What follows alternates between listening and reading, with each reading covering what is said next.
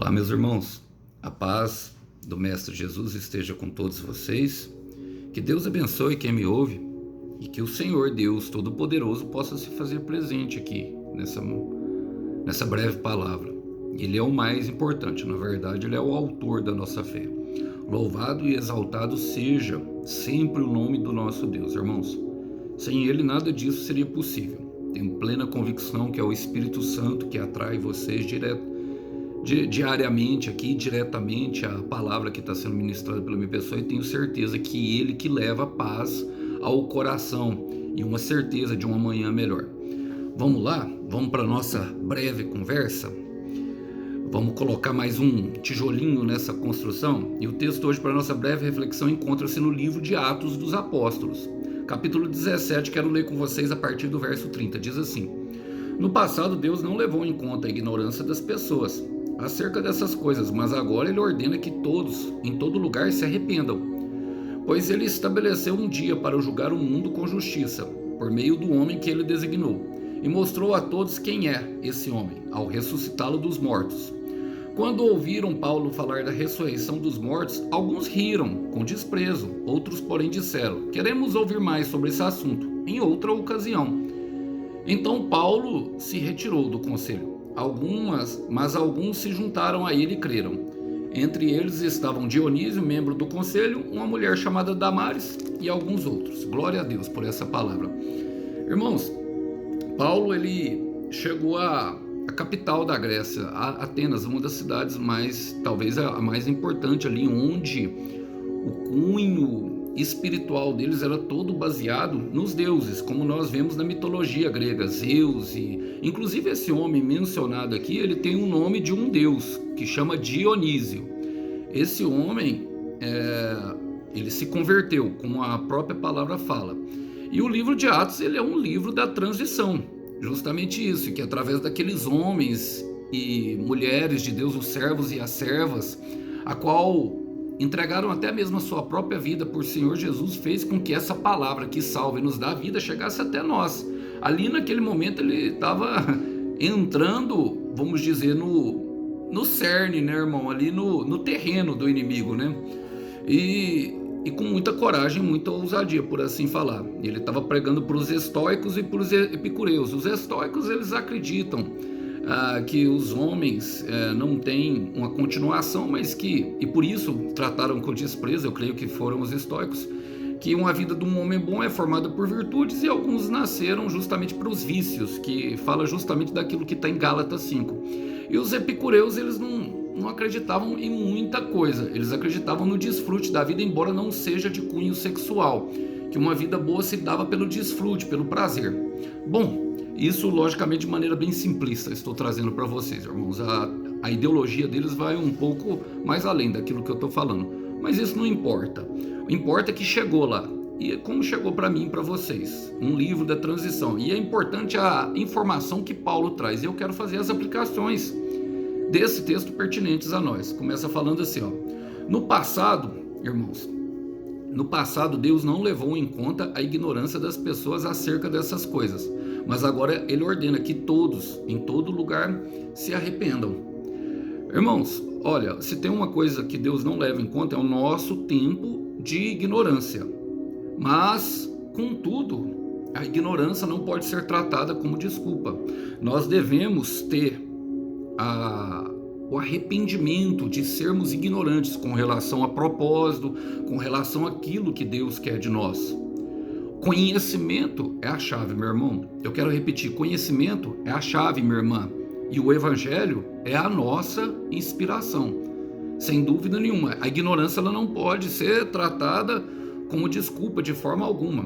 Olha o que o próprio Senhor Jesus fala com relação a um texto que tem em Lucas capítulo 12, versículo 47 e 48, eu vou ler. Diz assim: o empregado que sabe qual é a vontade do seu patrão, e aqui está retratando justamente a palavra Senhor, mas não se prepara e não faz o que ele quer, será castigado com muita chicotada.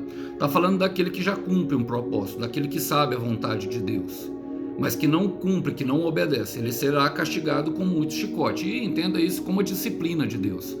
Deus ama e corrige aquele que ele tem como filho. Irmão, se você já é tratado como filho e tem o Pai eterno, você será disciplinado. E muitas vezes a disciplina parece dor. O livro de Hebreus fala que no momento em que nós estamos sendo disciplinados, traz muita tristeza, e traz, de fato traz. Eu senti muita tristeza na minha disciplina, mas o fruto da disciplina é justamente a justiça de Deus. E no versículo 48 ele fala: mas o empregado que não sabe o que o seu senhor quer e faz alguma coisa que merece castigo, esse empregado será castigado com poucas chicotadas. Assim será pedido muito de quem recebe muito, e daquele quem muito é dado, muito mais será pedido. E o que está falando nesse segundo versículo? Que o que não sabe, irmão, não vai deixar de sofrer disciplina. Por quê? Porque ele deve buscar, ele deve procurar, ele deve saber qual que é a vontade de Deus para a nossa vida. Isso é por meio da oração, jejum e uma vida de intimidade com Deus, irmão, por meio das escrituras sagradas, da palavra de Deus. Não tem como, irmão, escapar. Deus não vai tratar. Olha o que Paulo fala: no passado Deus não levou em conta das pessoas acerca dessas coisas, mas agora ele ordena que todos em todo lugar se arrependam. E a vida de Jesus Cristo foi exposta. É o que ele fala no próximo versículo. Ele fala: pois ele estabeleceu um dia para julgar o mundo com justiça. Prega-se o Deus de amor, prega-se o Deus da graça, o Deus da esperança, o Deus da consolação, e isso tudo são atributos e características de que quem vive e tem uma vida devocional com Deus experimenta diariamente a fidelidade do Senhor, irmão. Mas o trono dele é firmado em verdade e justiça. O alto trono dele, ele é um Deus que faz justiça, principalmente para aqueles que estão fazendo a vontade, para aqueles que estão cumprindo com o seu propósito, irmão. Então, existe um tempo em que a justiça de Deus se manifestará. Eu quero repetir. Existe um dia, olha o que Paulo fala, pois ele estabeleceu um dia. Irmão, aqui logicamente ele está falando do trono eterno a qual nós seremos julgados, e está falando da eternidade, mas de tempos em tempos o Senhor faz justiça, sim. Nós podemos ver isso em Sodoma e Gomorra, entre muitos outros acontecimentos da palavra de Deus, que aconteceu o julgamento de Deus e que ele sempre traz a justiça quando a perversidade aumenta. Nós temos outro exemplo da Arca de Noé, entre outros, irmão. Eu poderia citar aqui vários. O próprio cativeiro babilônico para a nação de Israel é um julgamento de Deus. Então, e ele começa falando, Pedro fala que ele começa pelos da igreja. Então existe um tempo que a justiça de Deus se manifestará, irmão. Então nós não podemos tratar como ignorância, eu não sei, ele não vai me tratar. Não é assim que funciona, irmão, de fato. Verdadeiramente, não acredite nessa mentira. Todos vão passar pelo prumo, todos vão passar pela fita de medir de Jeová. E acredite, é bom estar preparado, é bom saber e ter temor a Deus, é bom, sabe, se aperfeiçoar no temor de Deus, é bom ter reverência pelo Altíssimo e pelo Eterno. Ele considera o respeito como algo valioso, e principalmente a lealdade e a fidelidade. Olha, Salmos 37, versículo 27 fala: afaste-se de todo mal e faça o bem, e você sempre morará na terra prometida. Olha, além de afastar-se do mal, ainda tem uma promessa, a terra prometida. O que você quer? Ele fala: pois o Senhor ama aquilo que é direito e certo. Em outras versões traz aquilo que é justo e certo, e não abandona os seus servos fiéis. Ele sempre protege o seu povo, mas os descendentes dos maus serão destruídos. Tem promessa também para quem é mau: destruição, irmão, ruína. Isso chega à nossa casa. E qual que é o padrão, Alisson? Bom, ele fala: por meio do homem que ele designou, e mostrou a todos que por esse homem quem é esse homem ao ressuscitá-lo dos mortos. Irmãos, eu gosto da mensagem do Evangelho porque ela é a única que nos dá uma esperança. Todos os outros, inclusive esses aqui que eles pregaram, nós vemos o Espiritismo pregar uma repetição e o karma como um castigo de Deus, como se a pessoa tivesse nascido para o karma. Isso anulando totalmente o ensino de Jesus Cristo, que se nós obtivermos verdadeiramente o arrependimento do nosso pecado, ele é fiel para nos purificar de toda injustiça.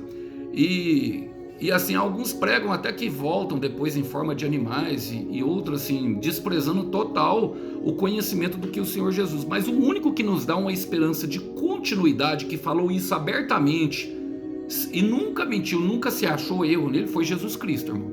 Olha, Buda pregou e muitos outros, vocês não veem nesses a necessidade, por exemplo, eles não saem por aí fazendo evangelismo igual nós, sabe, uma sensação de espalhar a mensagem. Por quê, irmão? Porque nós sabemos que Jesus é o padrão da justiça divina. Jesus é o padrão da justiça de Deus. Na conversa com Nicodemos, em João capítulo 3, ele fala que todo aquele que nele crê não perece, mas tem a vida eterna, mas aquele que não crê já está condenado, e Jesus Cristo falou disso abertamente para todos ouvirem, e isso está retratado nas Escrituras, verdades escritas que não podem ser alteradas. Então Jesus é o nosso padrão de justiça, ele é o padrão de justiça de Deus, e é justamente a vontade, o propósito é que nós venhamos paulatinamente, um passo após outro, cada vez mais nos parecer com ele, porque é ele que veio tratar da justiça. Ele amou o próximo como ninguém, ele desfez as obras do inferno, ele andou para lá e para cá com uma intenção, mostrar ao ser humano como se fazer. Eu gosto de um texto, quero ler com vocês, que é justamente o texto que fala que o nosso aperfeiçoamento vem de fé em fé. Em Coríntios ele fala de glória em glória, é porque é através da fé, através da oração que se atinge a glória. Mas em Romanos 1, no capítulo do versículo 17, eu quero ler aqui na linguagem atual, porque traz uma compreensão daquilo que é justamente Jesus Cristo. Lembra quando eu falei que conhecimento é a chave? Em Oséias 4,6 ele fala que o povo perece por falta de conhecimento. Não podemos tratar como ignorantes as coisas da vida, irmão. E conhecimento é a chave, mas o Evangelho é a nossa inspiração. E ele fala em Romanos 1,17, pois o Evangelho mostra como é que Deus nos aceita. É por meio da fé, do começo ao fim. E aqui nessa versão não fala que é de fé em fé, mas é na versão Ferreira de Almeida, sim. Como dizem as Escrituras Sagradas, o justo viverá da fé, e da fé é aceito por Deus. Irmãos, é algo muito sério essa questão do aperfeiçoamento pessoal tratado por Deus, porque além dele querer cumprir as nossas promessas, ele quer transformar a nossa vida num testemunho. Nem todos aceitarão, e foi o que aconteceu. Quando ouviram falar da ressurreição dos mortos, perceba que foi o tema que afugentou alguns, foi a ressurreição dos mortos, porque muitos não acreditam, irmão, que um morto pode ressurgir. Alguns riram com desprezo, outros, porém, disseram: queremos ouvir mais desse assunto em outra ocasião. E quem crê, meu irmão, a gente percebe que a gente crê, tem justamente esse comportamento. Por exemplo, a palavra de Deus, ela foi tomando uma dimensão dentro da minha vida, aonde eu, queria cada vez mais me alimentar. Então foi como Paulo fala, de fé em fé, ou seja, um passo de cada vez. Começou pequeno, mas foi se tornando grande. Hoje, por exemplo, o meu prazer está justamente, eu não tenho programa de televisão, eu abdiquei até do futebol, que eu gostava muito. Eu gosto de ver a pregação, irmão. Eu amo ver pregação, tanto que eu tô aqui pregando para vocês. Vocês podem ver que eu sou completamente apaixonado nisso. Eu gosto de ler a palavra de Deus. E quem gosta comporta dessa vez. Nós queremos ouvir mais em outra ocasião, ou seja, nos alimenta, sabe? Aquilo alimenta o espírito. Onde tem a palavra de Deus, o próprio Senhor Jesus fala que nem só de pão o homem viverá, mas de toda palavra. Há alimento para a nossa alma. Nós vemos o fortalecimento. Nós nos sentimos mais aptos a realizar justamente esse trabalho e dar continuidade por meio do Espírito Santo. Mas alguns não vão crer.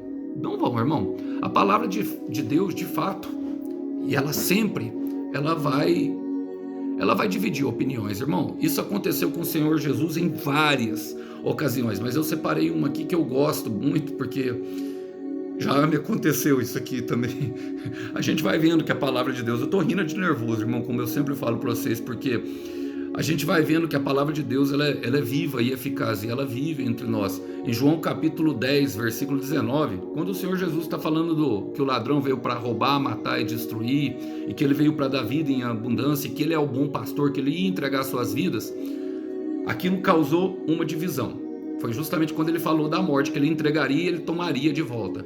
Em João 10, 19 fala o seguinte: quando ouviu isso, o povo se dividiu outra vez. Muitos diziam: ele está dominado por um demônio, está louco. Por que é que vocês escutam o que ele diz? Outros afirmavam: quem está dominado por um demônio não fala assim. Será que um demônio pode dar vista aos cegos? Era impressionante, né? O que ele fazia e a obra de redenção e a coragem que ele tinha, a ousadia de pregar a palavra, justamente justificada por seus atos, porque não adianta nada pregar e não viver. Ele pregava, mas ele agia com amor, abrindo a vista dos cegos. E muitos não acreditavam. Por quê? Muitos estão ali, meu irmão, por um simples motivo, apenas para criticar. Apenas para criticar. Olha, e o que acontece? Paulo fala: então Paulo se retirou do conselho. Então Paulo se retirou, meu irmão. Por quê? Aonde há divisão, nós não podemos ficar. Não fique onde você não é bem-vindo. Não fique aonde não valoriza. Não valorizem a semente que você carrega. Quem valoriza, irmão, eu falei isso até num vídeo, num shorts, quem valoriza, cuida, quem valoriza, quer você perto. Viu como faz questão? Vamos ouvir isso outra vez? Quem valoriza se interessa pela sua vida. Quem valoriza entende que você, sabe, foi aperfeiçoado. Mesmo eles não conhecendo a vida de Paulo ali, quando nós olhamos para a história dele, nós percebemos que é uma história fascinante, que traz uma extraordinária transformação que pode ser ocorrida por um encontro com Jesus. Agora, quem não dá valor a isso, irmão, pega, sacode a poeira dos pés e linha na pipa, como diz nós aqui em Uberlândia. Não fica onde você não é bem-vindo, irmão. E entenda uma coisa, sempre haverá críticas, mas quem critica, normalmente, não faz a metade. Tem muita lagartixa por aí, pensando que é jacaré. Olha o que o próprio Paulo fala em Romanos, capítulo 16, já li esse versículo com vocês outra vez e gosto de relembrá-lo. Versículo 17 diz: meus irmãos, peço que tomem cuidado com as pessoas que provocam divisões, que atrapalham os outros na fé e que vão contra os ensinamentos que vocês receberam. Afaste-se dessas pessoas. Eu quero repetir: afaste-se dessas pessoas. Eu vou repetir mais uma vez para que entre em teu coração. Afaste-se dessas pessoas. Verdade escrita. Afaste-se. Olha, e a palavra continua falando: mas alguns se juntaram a ele e creram. E aqui eu quero partir para o final, irmão. Alguns se juntaram a ele e creram. Olha, que maravilha. E fala assim: entre eles estavam Dionísio. Então Paulo se retirou. Então, o que nós precisamos fazer, irmão? Mas alguns se juntaram a ele e creram. Alguns, ele foi embora, alguns não quiseram. Então, não fique onde você é bem-vindo e você não precisa forçar portas. Olha, mas alguns se juntaram a ele e creram. Entre os que estavam Dionísio, membros do conselho, uma mulher chamada de Damares e alguns outros. Esse Dionísio, como eu disse, ele tem um nome de um deus grego. Essa Damares significa, essa etimologia da palavra significa novilha. Eles trazem esse nome justamente com essa especificidade, eu creio, Lucas, justamente de um que era totalmente influenciado por uma cultura totalmente pagã, podendo se converter ao ensinamento do Senhor Jesus Cristo. E somente uma obra espiritual pode fazer isso. Mas nós não precisaremos jamais, irmão, forçar portas. Deus tem as portas certas para nós. E sempre quando fala de pessoas, fala de portas. Perceba que ele faz questão de colocar que era membro do conselho, uma pessoa influente. Essas pessoas aqui, pelo que parece, eram pessoas que faziam parte daquele alto conselho que começa ali no começo dos textos, que julgavam o que era verdade, o que era uma filosofia vã e uma filosofia não. Então, algumas pessoas de influência creram. Então, não precisa forçar portas. Nós não precisamos jamais forçar ninguém que ande conosco, alguém que acredite naquilo que nós carregamos, irmão. Não é a nossa obra. Não é convencimento, irmão. Não é uma obra do homem. Jamais poderemos fazer isso. E não precisa forçar. Deus tem a porta certa, meu irmão, para você e para o propósito que você carrega. Eu quero repetir, minha irmã. Deus tem a porta certa para você, minha irmã, e para o propósito que você carrega. Pode descansar nessa palavra. Olha aqui. O próprio Senhor Jesus fala à igreja de Filadélfia, que é aquela que obedeceu. Ele fala assim, Apocalipse capítulo 3, versículo 7, diz: ao anjo da igreja de Filadélfia, escreva o seguinte: esta mensagem é daquele que é santo e verdadeiro. Ele tem a chave que pertence ao rei Davi. Quando ele abre, ninguém fecha, mas quando ele fecha, também ninguém abre. Ninguém gosta de ouvir falar de porta fechada, né? Mas ele fecha portas também. Eu sei que vocês estão fazendo, eu sei o que vocês estão fazendo, sei que tem pouca força. Vocês têm seguido os meus ensinamentos e têm sido fiéis a mim. Eu abri diante de vocês uma porta que ninguém pode fechar. Escutem, quando aquela gente que pertence a Satanás, aqueles mentirosos que afirmam que são judeus, mas não são, eu farei com que eles venham e caiam de joelhos diante de vocês, e todos eles saberão que eu amo você. Então saiba, meu irmão, saiba, minha irmã, que na construção, na reconstrução da nossa vida, nós não temos tempo a perder com quem não quer, não temos mesmo. Tem pessoas que de fato não vão querer. Irmão Arson, mas você está falando aí, por exemplo, mas eu recebi uma promessa de Deus para o meu filho que não crê, para a minha família. Irmão, a palavra de Deus em oração, aquilo que você recebeu, se mantenha firme naquilo que Deus tem orado. Quando Deus mostra alguém a qual você deve insistir, Deus viu lá na frente o arrependimento dessa pessoa. A gente vê isso na própria vida do Paulo. Essa palavra está falando de pessoas que são perversas, que vivem em maldade, pessoas que, sabe, já estão do lado de lá, já foram dominadas, como por exemplo o rei Saul. Existem pessoas que estão no meio do caminho, existem pessoas da luz, existem pessoas das trevas e a pessoa do meio do caminho. A missão de resgate é para aquelas que estão no meio do caminho. Se Deus falou, ele tem propósito com aquela pessoa e ele é responsável. Você não precisa carregar um fardo, sabe, irmão, que não é seu. É isso que eu tenho. Agora, nós não temos tempo para desperdiçar com quem não quer. E isso aqui vale justamente para quem está no processo, quem está caminhando de fé em fé. A hora que você vê, irmão, a maldade, afasta mesmo, pergunta para Deus, devo afastar? Olha, quem está no meio do caminho, quem está no processo, irmão, está no processo de aprendizado ainda, para cumprir o propósito. Normalmente são pessoas um pouco menos fortalecidas no espírito, precisam se fortalecer, não impede de trabalhar, não estou dizendo que não impede de trabalhar, mas não precisa, se não tem certeza da companhia, se não tem certeza de propósito, irmão, afasta. Não precisa ficar ruim, não. Não temos tempo mais para ser desperdiçado. Não temos tempo mais para viver, sabe, à margem de quem só quer dominar e quem quer convencer. Afaste-se, porque Deus tem propósito até nisso. E saiba que no tempo determinado, Ele abrirá a porta certa para você. A porta que Ele abre, ninguém fecha. Que Deus abençoe os irmãos, que os irmãos possam ficar com essa breve mensagem. A paz do Mestre Jesus esteja com todos. Até uma próxima mensagem. Tchau, tchau.